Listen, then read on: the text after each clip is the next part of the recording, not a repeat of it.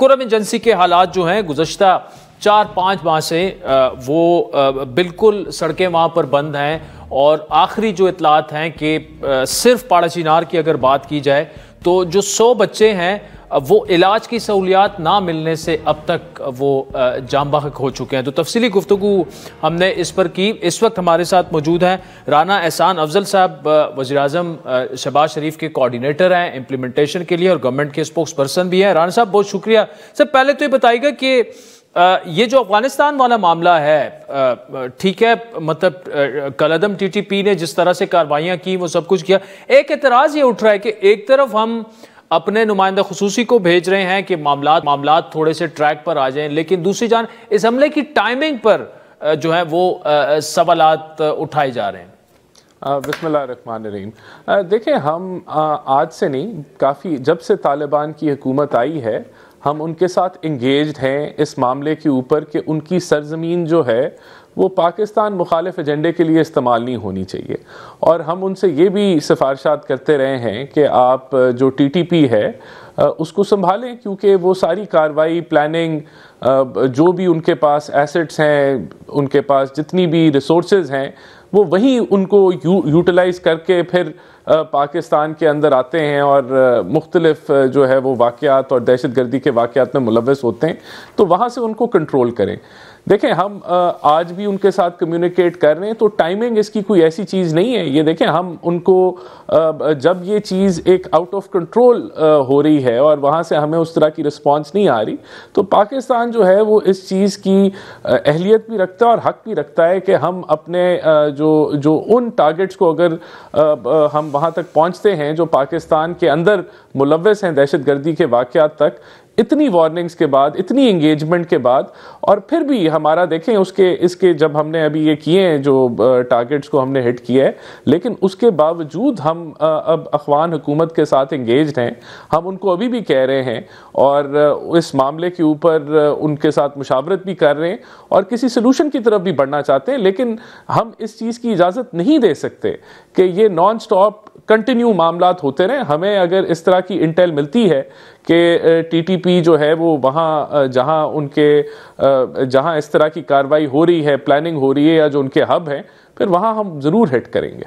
अच्छा, बात है मुल्की मामलात की तरफ। जो मिलिट्री कोर्ट्स के फैसले हैं, तकरीबन 25 लोगों को जो सज़ाएं सुनाई गई हैं और उस पर माइक पॉम्पियो की जो स्टेटमेंट आई है, ब्रिटिश गवर्नमेंट की फॉरेन एंड कॉमनवेल्थ ऑफिस है उनकी आई है, या ईयू की जो आई है, खुसूसन ईयू की जो आई है, वो उसको जोड़ रहे हैं जीएसपी प्लस से कि जी आप ये मुआहदे आपने साइन किए हुए हैं। अब आज अता तारड़ साहब की मैं प्रेस कॉन्फ्रेंस तो देख रहा था, वो जो गवर्नमेंट का जो वर्जन है कि जी ये तो इन्होंने मिलिट्री इंस्टॉलेशंस पे हमले किए हैं, तो पाकिस्तानी कानून के मुताबिक मिलिट्री कोर्ट से ही इनके फैसले होना है। क्यों वो कन्विंस नहीं हो पा रहे राना साहब आपके ख्याल में? और हर दूसरे तीसरे दिन जो है कोई ना कोई मुल्क उठकर जो है वो ऐसे बयानात दे देता है जिसकी सफाइयां आपको देनी चाहिए और ब्रॉडर लेवल पे देनी चाहिए। स्ट्रेटेजिकली हमें एंगेज करना चाहिए अपने पार्टनर्स के साथ और इन ममालिक के साथ, लेकिन वो उस तरह से अब तक हम कर नहीं पाए, क्योंकि इस्लामाबाद में बैठ के अगर आप प्रेस कॉन्फ्रेंस कर भी लें तो ऑब्वियसली उनको सुनना तो नहीं है और ना उनको इतनी समझ है पाकिस्तान के ये जो इंटरनल मामलात हैं इनकी। नहीं, देखें, एक तो गवर्नमेंट बिल्कुल इंगेज करेगी। मिनिस्ट्री ऑफ फॉरेन अफेयर्स जो है वो मुख्तलिफ लेवल पे जहाँ जहाँ इंगेजमेंट की ज़रूरत है और जो उन्होंने तहफ़्फ़ुज़ात रेज़ किए हैं कि ह्यूमन राइट्स की वायलेशन हो रही है, फ्री फेयर ट्रायल जो है वो नहीं मिल रहा, ऐसा नहीं है। देखें, आज अता तारड़ साहब ने भी बड़ा क्लियर कट एक्सप्लेन किया कि एक तो बड़ी स्पेसिफिक कंडीशंस होती हैं कि किसी का मिलिट्री ट्रायल हो, और ये हर कोई शहरी का मिलिट्री ट्रायल नहीं हो सकता। अगर कोई शहरी फौजी तनसीबात या इंस्टॉलमेंट्स के ऊपर हमलावर होता है, उसकी प्लानिंग, एग्जीक्यूशन या अबेटमेंट का हिस्सेदार होता है, तो ये एक मखसूस शिक है कि जिसके तहत आर्मी एक्ट के तहत उसके ऊपर मिलिट्री कोर्ट के अंदर ट्रायल हो सकता है। फिर देखें, ये कहना कि ये ट्रायल फ्री एंड फेयर नहीं होता, ये भी बिल्कुल गलत है, क्योंकि आपके पास एक्सेस टू लॉयर है, एक्सेस टू अपील है, एक्सेस टू फैमिली है, आपका जो है वो फिर हाई कोर्ट के अंदर आप अपील कर सकते हैं, एविडेंस बेस्ड ट्रायल होता है। तो ये चीज़ें देखें बिल्कुल अब हमारे अंदरूनी मामलात हैं। जहाँ तक आपने ईयू की बात की, बिल्कुल हम ईयू से भी इंगेज करेंगे करेंगे। अगर उनकी कोई अंडरस्टैंडिंग के अंदर इशू है कि उनको समझ नहीं है कि पाकिस्तानी आइन कैसे चलता है, और जो उन्होंने ह्यूमन राइट्स के हवाले से और फ्री फेयर ट्रायल के हवाले से बातचीत की है, हम सारों के साथ एंगेज करेंगे। और देखें, लेकिन इसका एक पहलू ये ज़रूर है कि दूसरी साइड के ऊपर एक मिलिशियस प्रोपेगेंडा किया जाता है। उन्होंने लॉबियस्ट भी हायर किए हैं, एक ऐसी हवा बनाने की कोशिश की है कि 9 मई जो है वो कोई जाली कार्रवाई थी, फॉल्स फ्लैग ऑपरेशन। जी, तो मेरे ख्याल से ये सारी उससे जब आप किसी को दावत देते हैं कि हमारे घर के ऊपर आप कमेंट करें या हमारे अंदरूनी मामलात के ऊपर आप कोई ना कोई स्टेटमेंट इशू करें, कोई ख़त लिखें, तो वो फिर एक आप दरवाज़ा ज़रूर खोलते हैं। तो ये पहलू जहां एग्जिस्ट करता है और हम लेकिन मैं नहीं समझता कि कोई गवर्नमेंट जो है वो जो है इसको लाइटली ले रही है। गवर्नमेंट हर एक को जो है वो ड्यू जवाब देगी और एक्सप्लेन भी करेगी। कोई ह्यूमन राइट्स की वायलेशन नहीं हो रही।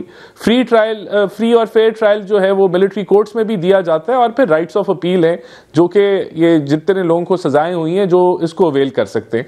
तो ये चीज़ें जो है हम इंगेज करके इसको ज़रूर क्लियर कर लेंगे। लेकिन जो पीटीआई की तरफ से एक लॉबियस्ट का जो मामला और वो है वो ज़रूर जारी है, वो सबके सामने है कि वो जो कहते थे कि हम कोई ग़ुलाम हैं और हम किसी भी किस्म की मुदाखलत जो है वो उसको कबूल नहीं करेंगे। आज वो ऐसे लग रहा है कि जो वेस्ट जिसको लेबनान नहीं नज़र आता, जिसको हज़ारों की तादाद में जो हॉलोकास्ट से भी बदतर यानी कि कोई मुकाबला ही नहीं है, बच्चों की हलाकतें की गई, जो उसके ऊपर कमेंट नहीं करते, उसके ऊपर ह्यूमन राइट्स के हवाले से आवाज़ नहीं उठाते, वो खान साहब के लिए आवाज़ उठा रहे हैं। और ये ताज्जुब की बात भी है। और यहाँ तक कि मैं तो ये कहूँगा कि ऐसा लगता है कि जैसे खान साहब कोई उनके एजेंट है। लेकिन बहरहाल हम इन मामलात को ज़रूर जो है वो राइट फोरम्स के ऊपर डील करेंगे।